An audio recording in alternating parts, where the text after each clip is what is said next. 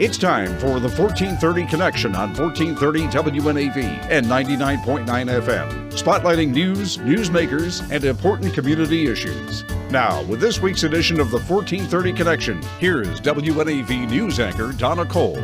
Welcome to the 1430 Connection. I'm Donna Kohl. In the studio with me once again is Chris Eberly. He's the director of the Maryland Bird Conservation Partnership. Welcome back, Chris. Thanks, Donna. Great to be back again. WNAV is a media partner of the Maryland Bird Conservation Partnership. If you're wondering why Chris comes back so often, it's because we want to share information with our listener area on things that are important for conserving the birds that are either passing through the state or that are residents here.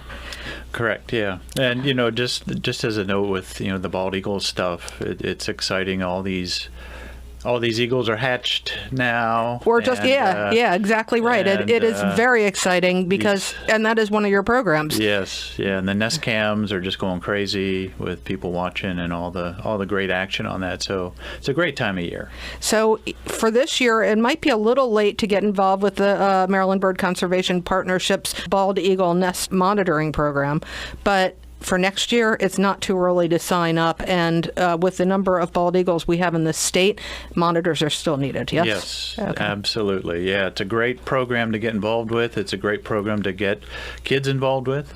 It's, as you know, a lot of fun. Go out there and look at eagles and watch all the it's fledging and all that stuff that goes on. It's amazing to watch it happening, and I'm glad that I do that as a volunteer. I can think of very few things that are as rewarding as this has been, although there's been some heartbreaks too.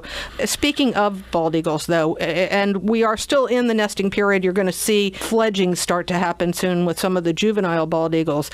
Let's do a quick precursor for those that are flying drones around the areas where bald eagles are nesting. Right. Drones have become increasingly prevalent.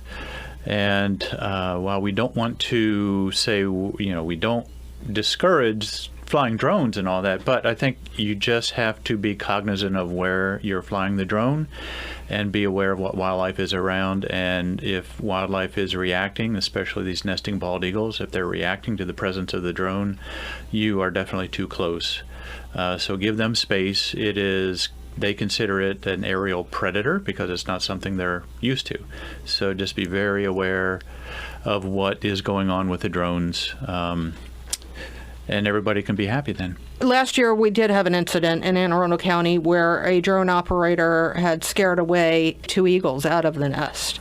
And that nest never saw eaglets fled, right? I believe that's the case. I haven't actually followed up exactly on that. But yeah, it was a very persistent drone operator. And we do run into these cases occasionally where a drone operator just will not listen to people asking them not to fly around the nest. Those are rare and isolated, but they do happen. But I think there's a disconnect. My personal feeling, there's a disconnect between what they learn are the FAA rules and laws and what the U.S. Fish and Wildlife Service laws are that protect the birds, the Migratory Species Act and the U.S. Bald and Golden Eagle Protection Acts. There are rules from FAA, and most of them kind of are aware of that. But I think there's also, in addition to what you said, a disconnect between their activities and the natural world. Right. And that is a nice segue into what I want to talk about today. And that's why you're here today, and we're going to get into that. As soon as we take a break, we will be right back on the 1430 Connection.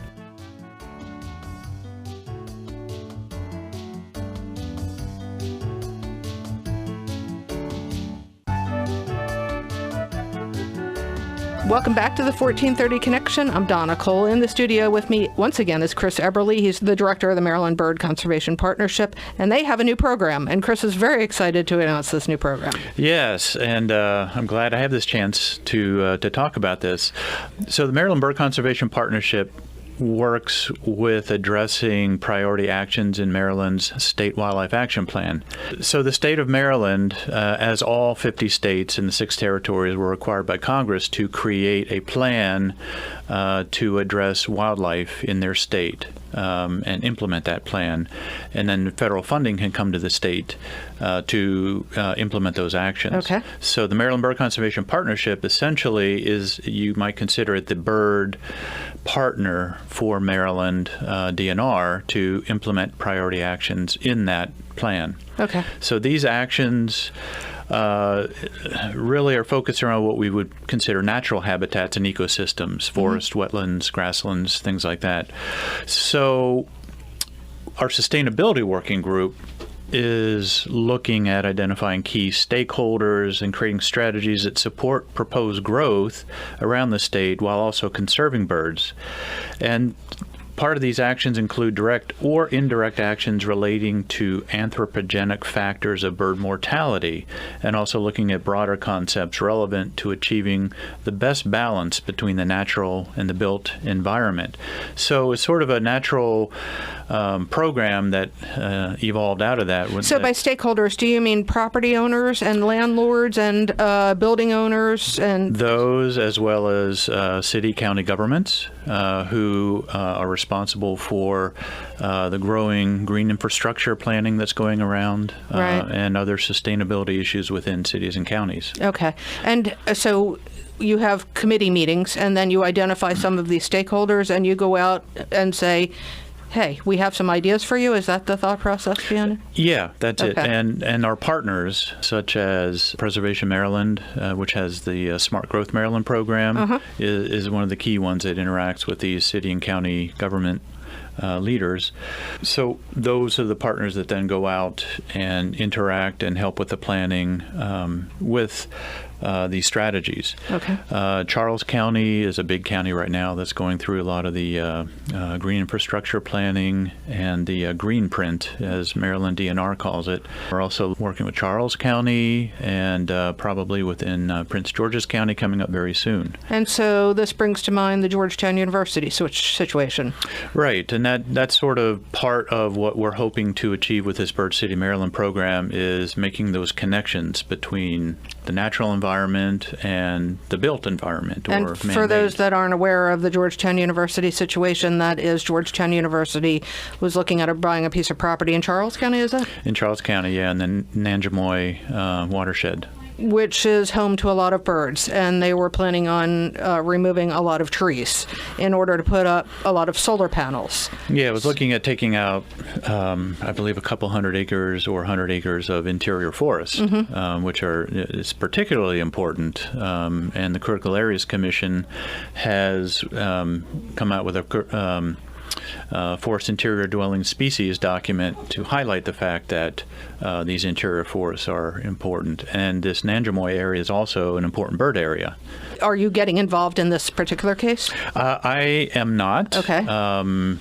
That's what our partners do. Okay. My role as director, it really is not an advocacy role. But it's to sort of facilitate that. Okay. Provide the information that people may need, and just, provide the facts about forest interior species and the need to preserve that forest interior habitat. Okay, just off the top of my head, I'm thinking of four instances. For instance, some of the big box stores with these doors that open automatically and let birds in, and then the birds are trapped, and the birds are then end up being sometimes killed by the stores that... Yeah. Does this fall into this? It could. It could, yeah. That's maybe a little bit on the edges of it, but certainly it's to gain that understanding of when you put in a building, whether it's a house or all the way up to the big box store kind of thing, you typically are situating that in what used to be some habitat for species. All right, well, this is an exciting new program, and you already have a Facebook page set up for it. Right. Bird City Maryland. And that'll be the website, birdcitymaryland.org. Okay. If you think about a community is really an ecosystem. And when I was in grad school at Georgia, I had the pleasure to work a little bit with Eugene Odom, who is considered the father of modern ecology. And the way he described an ecosystem is the ecosystem is greater than the sum of its parts. So basically, if something in the ecosystem is not working, one of the pieces, it impacts the entire system. Right. And so in a community, it's the same kind of thing. If there's something that's not quite functioning in that ecosystem of the community, it impacts the entire community. So Bird City, Maryland has a mission of making communities healthier for birds and people. And it takes people to make it healthier. Right. So we're going to take another short break. We're going to be right back on the 1430 Connection and learn more about Bird City, Maryland.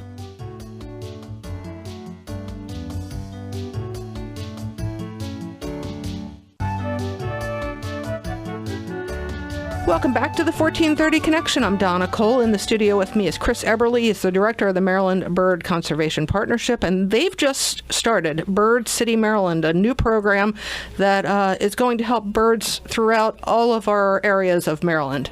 Right. And even before we officially are underway with all this, we have been talking with several communities, and there are about 5 or 6 communities that we are already working with. And those are?